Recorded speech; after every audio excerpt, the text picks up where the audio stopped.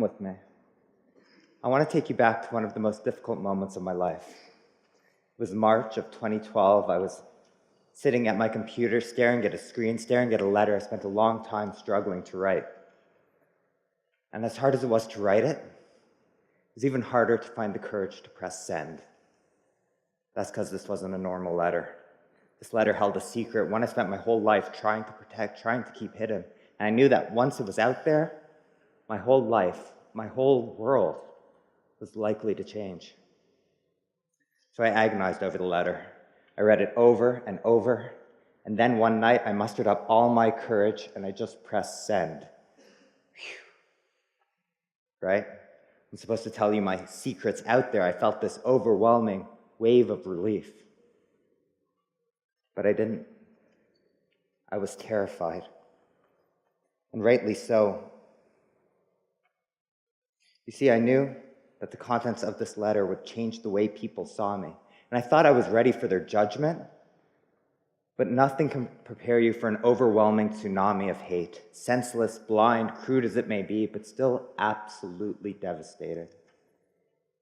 Still, it's one of the best decisions I ever made, and I'll tell you why. Let me give you some context first. I'm Egyptian. I'm a proud Egyptian. I'll always be a proud Egyptian, even if the Egypt that I grew up in became increasingly rigid as I aged. Religiously, socially, politically, the powers that be created an environment that choked the freedoms of millions of people. Anyone who didn't fit into the normal narrative, that they set for us. Anyone who dared challenge those in power, certainly. But not me. I was safe. I mean, my grandparents were famous celebrities, literally revered in Egypt, and as their grandson, I inherited this admiration. I was often referred to as Egypt's favorite son. You know, growing up a Sharif in Egypt, that's kind of like being born a Kennedy. Or, well, look at me, more of a Kardashian. Maybe, I don't know. I got to do whatever I wanted with my life. I was an actor from the age of 8. I was a spokesperson for top brands. I was even an underwear model. I've since rediscovered carbohydrates. But the point is that if I wasn't overly exposed, I was certainly visible. But I was also forced to be invisible. You know, being in the public life, people thought they knew me, but they didn't really know because I couldn't let them see. I mean, yes, I'm Egyptian. Yes, I'm an actor. Yes, I'm from this famous family. But like I said, I have a secret. I'm gay. This is something that I kept hidden because this was something that didn't fit into the Egypt that I knew, the Egypt that scoffed at human rights and persecuted people who were different. You know, being gay in Egypt means living in near constant fear. While homosexuality is not technically illegal in the country, the LGBT community, they face persecution, discrimination, all that runs rampant. Our community is often charged and arrested for crimes such as obscenity, prostitution, inciting debauchery, and so forth. You know, as a teenager, I remember seeing coverage of the Cairo 52, when a disco called the Queen Boat was raided on the Nile.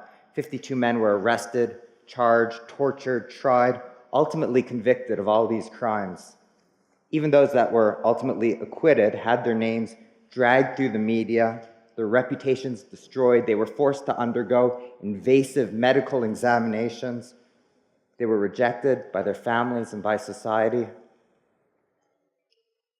I was always worried that that was going to be my story one day, that I was going to get caught just that same way. I heard similar stories for years, and you continue to hear them to this day. If you look here, this is a still image from a news broadcast just 2 years ago. A journalist, I won't give her credit, and I will not name her, she orchestrated a raid of a bathhouse with police. They stormed in, they arrested all these men, they ushered them out naked, they filmed them, they broadcast it, and they accused them of homosexuality and spreading AIDS in Egypt. That was the headline story on the nightly news. Well, talk about fake news nowadays. That story was completely fabricated. None of those men were even gay. But the hate that drove that story, And the fear that that instilled, that's very real. You know, as a gay man, I felt isolated and like I didn't have a place in my own country. And this is going to sound trivial to many of you, but sometimes it felt like the only source of solace that I felt came from Hollywood films and TV shows. Shows like Will and Grace. Seeing scenes like these of people living openly and authentically and happily, being embraced by the people around them, they provided me with great comfort. They made me feel less alone. They helped me realize that being different wasn't bad, and that there was a community out there, even if it was many miles away in Hollywood, California, that loved and supported the invisible me. In 2012, we saw an opportunity of hope, a glimmer of hope. As many of you know, this was a time of great change in Egypt. The country was in the midst of a political revolution. Behind us were the jubilant celebrations in Tahrir Square, but ahead of us lay uncertainty. There was hope that things would change. There were promises of a more open and tolerant society, but really it was anyone's guess what life in the new Egypt would look like in the wake of a revolution. It was a formative and fragile time for the country, and I knew that it was time that I had to finally settle my internal struggle and add my voice to those calling for an open and inclusive and tolerant Egypt. I was a public figure. But more importantly, I was a human. I was given a voice by God. But with a voice comes a responsibility to use it for good. So I wrote my letter. I revealed my secret. I used myself as a litmus test. I challenged those in power to react. With the eyes of the world watching, I demanded that equal rights be given to all citizens, regardless of race, religion, sexual orientation, gender, what have you. You know, I knew full well from getting my master's degree in comparative politics that when entrenching constitutional principles, if a group is excluded from the outset, it could take centuries before the issue is revisited. Well, the piece went viral. It went global. It was number 2 on Yahoo, number 3 trending topic on Twitter. And I immediately became inundated with hateful messages from all over. They ran the gamut from snide comments to threats of violence to death threats. And it was impossible to know what threats were real, which were credible, but they were so constant and so extreme that one thing became immediately clear. It would be a while, if ever, that I would get to go home. And I still haven't been home. Not even to bury my grandparents when they passed. I fell into a depression. I had suicidal thoughts. But almost worse, I nearly convinced myself that I should have never hit send. But out of this darkness, something wonderful happened. Maybe I'd missed them in the avalanche of hate, or maybe they came later, but soon I started to see messages like these. They trickled in slowly, and there weren't many at first, but their impact on me was huge. They convinced me that I had made the right choice, and they put something into context that has been at the heart of everything I've done since. That just as I took comfort in those TV shows and characters that I could relate to, I realized that my story could maybe help others feel less alone.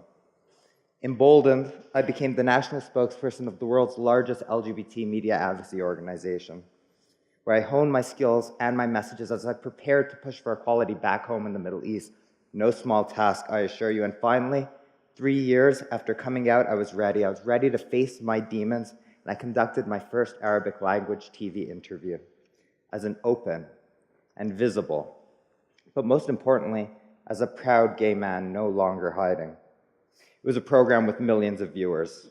This was a first for the region. 4 million people tuned in to watch live. Some 20 million people watched afterwards.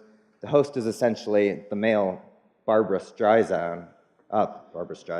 Walters, Ellen DeGeneres, whoever of the Middle East.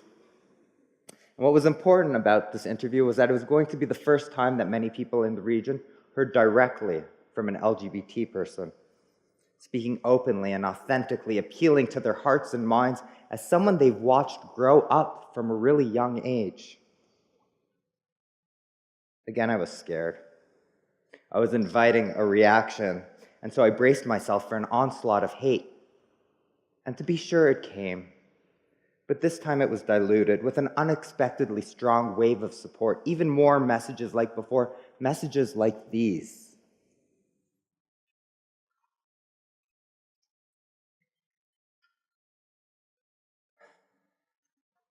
A lot has happened in the world since then. In some places, life has improved for LGBT people. In some places, it has improved and gotten worse again. But in Egypt, the situation has regressed. Every day, I receive messages from LGBT youth across the region who find it difficult to go on, to find the courage to survive another day. The pendulum has really swung back towards government-mandated discrimination and intolerance, which means that once again in Egypt, silence feels like the safest option. But it's not the only option. I've come to believe that while my story may not change the course of a country, it can play a really small part in inspiring and challenging others to live openly and authentically. And if my story can inspire others, their stories can inspire others. Stories hold incredible power. And this power is no longer in the hands of a few. It's no longer in the hands of a centralized source. We have a connected world. And with the power of new media, this power has been dispersed to all of us, to share our stories, to create change, and to accelerate acceptance. My story, that's just one of many, many millions.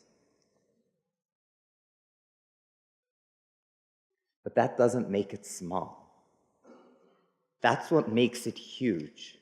We're not alone, and together with our stories, we can inspire millions more and change the world. Thank you.